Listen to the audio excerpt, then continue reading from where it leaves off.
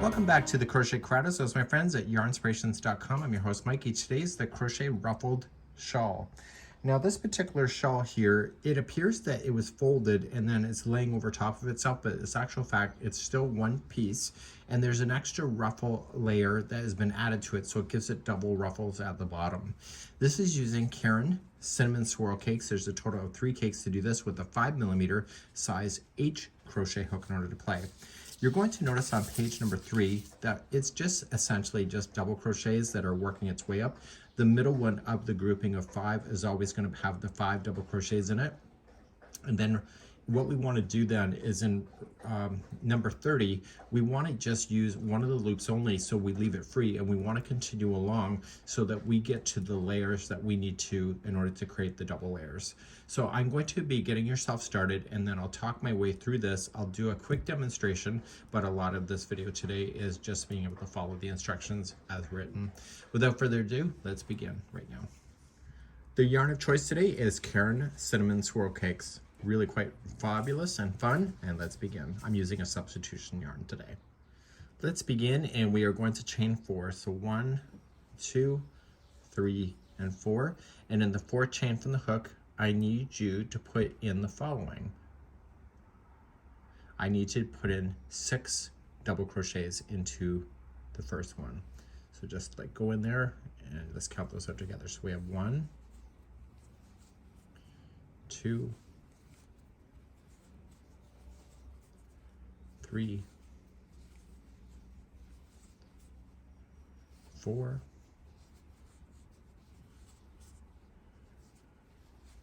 5, and 6.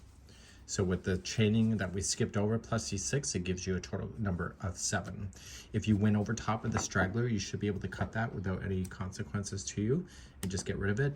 And now rounds number 1 through 29 are all going to be done the same way. So let's begin. Whenever you start, you're going to chain 3, and you are going to place in a double crochet into the exact same stitch to allow it to grow out horizontally.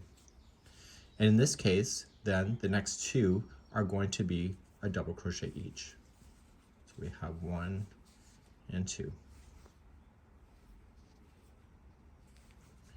Now the next one is going to be the point. So whenever you do a point, there's always going to be 5 double crochets in there. If you cannot tell the point when you're putting in the 5, put in a stitch marker on the 3rd one. So you're just going to put in 5. So you're going to say 1, 2, and 3. This would be considered the middle one. So if you wanted to put a stitch marker, you'd put it right there, and then continue along 4 and 5. Coming down the other side now, there's going to be 2 in a row, so 2 double crochet. And on the turning chain, whenever you get there, there will always be the following. There will be 1 double crochet into the turning chain, first time, and then 1 more. So make sure you go into a turning chain, don't go into a space between, and it keeps it nice and solid just the way you see it. Let's begin row number 2, and let's review. So as I mentioned, all the way to 29 is the exact same way, so I'll show you one more time. So you're going to chain 3, that's your first double, and double crochet into the same one that's coming out of. Now, you're going to just double crochet until you get to the 3rd one of the point. And if you marked it, you'll be able to see it, but you can probably see it if you don't mark it too. And let's be able to identify that. So we have 5 in the middle. So we have 1, 2, 3, 4, 5. So the 3rd one will always have 5 double crochets in them. Okay, so you're always looking for the middle one. So it's right here, and there will be a 5 double crochet there. So 1, 2, 3, 4, and 5. Once you're done with that one, you're just going to move down the other side and continue with 1 double crochet each. And on the turning chain, how many double crochets will you put in? Hopefully you said 2, and we'll get there in just a few moments. So rows number 2 right here, all the way to 29 are all the same. So there's going to be 2 into the turning chain. So I want you to do the same thing all the way to row number 29, and then on row number 30, that's when the game plan changes, and we're going to create a little bit of a loop in order for the ruffles to be able to attach to. I'm just going to do a few more rows, and I'll be right back in a moment. So let's just say I finished all the way to number 29. So row number 2 right here, this is the right side, and I'm an experienced crocheter that I know that, but row number 2 is your right side. So if you want to mark your right side, number 2 is the one to do it on. So when you go to start row number 30, you got to make sure that you're on the right side of the work, which is here. And in here, we're going to do the exact same thing that we already know, but this time when we go to start, we're going to chain 3 and double crochet. We're only going to use the back loop only. Okay, so what this is going to leave us is an existing loop to be on the front side. So we're now just going to use the back loops going all the way across. And so this will be where the secondary ruffle will attach to. And we need to do a few more rows once we are done here, just using the regular stitches, which what you already know. So this row here, number 30, is about creating this loop that you will be using later on in the project. So when you get to the middle, you of course will put your 5 double crochet into the back loop of the middle one and continue all the way down. So start and finish exactly the same way, just use the back loops then for number 30. Then please do rows number 31 all the way to 34 with what you already know, and then we're going to start working with the first set of ruffles after that. So I've gone all the way across. This would be considered row number 30. So I want to do rows number 31, 32, 33, and 34, all just using the regular stitch work, which will appear like this. And at the end of number 34, it will be on the wrong side of the work. So this upper loop that you see here, when you turn it over, you don't see it at all. And so this would be classified then as the wrong side of the work. And this is where you would start the lower ruffle edging. So let's show you what that looks like next. So now we would be considered here. So 34 is where we finished off. So what we want to do now is the rows number 35, we essentially after the first and the last one, there's going to be 2 double crochets in each, and this is going to cause it to ruffle. And so therefore you need to finish on the correct rows in order to get the stitch count to align properly. So that's not something that you can just easily adjust the size for this without having to factor in all this. So because my size that I have on camera is much smaller, chances are this ruffling will not work out because it's not the right count. But I will demonstrate number 35 just to be able to get yourself started on that. So looking at the wrong side, and I can tell by the loops here, these are on the right side, this should be several layers into the future before you get here, and you are going to chain 3 and put in 2 double crochet into the same one. So you're not using a back loop at all, just a regular stitch. Now this row is going to take you a while to get across, and so every stitch is going to get 2 double crochets in it, so it will start the ruffling. So that you don't have to worry about anything on the point, just continue to put 2 double crochets in each all the way across, and I will see you at the end of the row in a moment. So I'm coming near to the end and I'm putting 2 double crochet in each. You're going to notice is that the whole thing is starting to buckle, which is what we're looking for. Just remember the very last stitch, which I'm not there yet, has 3 double crochets in them. Okay, so it's a turning chain has 3. So your stitch counts should be the right count then to start the next part of the procedure of building out the ruffles. So you're going to see it's really kind of ruffling up. Let's begin the 36th row. Now because my stitch counts are not correct because I've done a miniature, I can show you how to start it and then we can talk about it. So you're going to start and you're going to chain a total of 3. That's your first double crochet. And then the next 3 stitches are regular double crochet.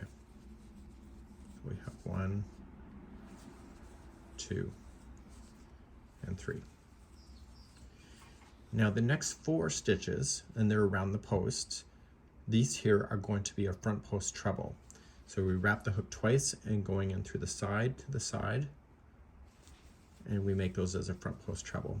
So what we're doing is we're establishing where the stitches are going to be, because in the future you're going to be able to see what the stitches are and exactly match what you see. So these 4 are going to be a front post treble, and then the next 4 that you will have will be in the regular stitch work. So just come on up And so the next 4 will be just a double crochet in the regular stitch. And this is going to make this jump and also create the ruffle. So once you get these 4 in,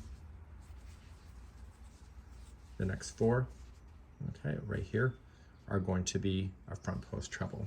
And so you don't need to worry about the point, you just have to follow it around and just keep in the sequence of the 4s, either in as double crochet or as a front post treble. And you're going to do that all the way to the other side. And I will see you there in just a moment. Now I've come to the end, and I was already transparent with you that my counts will not work out because I've added a different layer.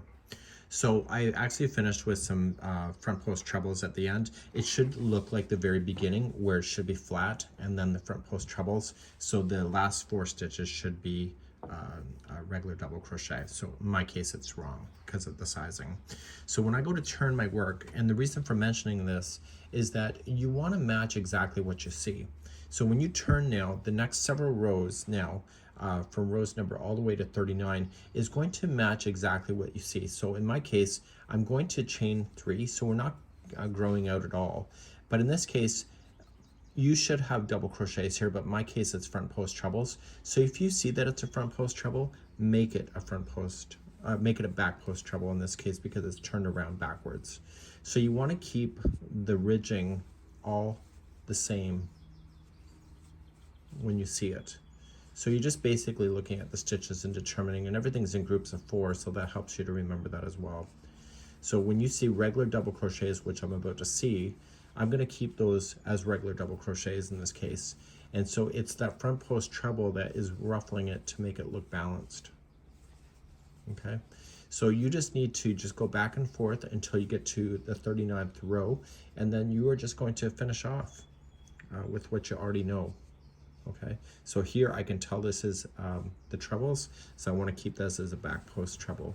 So when I go to turn it around and I'm doing it from the front side again, I will be putting in doubles where I see doubles and keep them front post trebles where I see those in order to keep it going up like that. Now, what about this line here? Well, this line here is also going to be with what I'm doing here, but we have to get ourselves started. So I'm just going to say that I finished this, and I'm going to demonstrate how this is done right here. So when you're ready for the upper ruffles, which is 5 rows, you're going to turn it to the right side of the work so you can see that this you can see that this loop is here. So this here will be several rows away, and then the fringing will start. So when you're ready for the second layer right here, what I want to do is that I want to turn this work and have it like this, and I want to join it here, and I want to come across like so. So I want to use those loops that I can see, and I'm going to start, and I'm going to just attach, chain 3, and I want to double crochet into the same loop. And so every loop all the way to the other side are going to be 2 double crochets into each. Okay. And that's all you're going to do. So just to do 2 double crochets in each stitch all the way across to the other side, and I'll be right back in a moment. So you're coming all the way across, and then you're going to turn your work, and you should be looking at the right side of the work. Okay, so when the ruffles are starting like this, so these ruffles have a line that's on the back, and so you'll notice that is the wrong side. When you go to start this row here, what we need to do is that we need to eliminate out 2 stitches.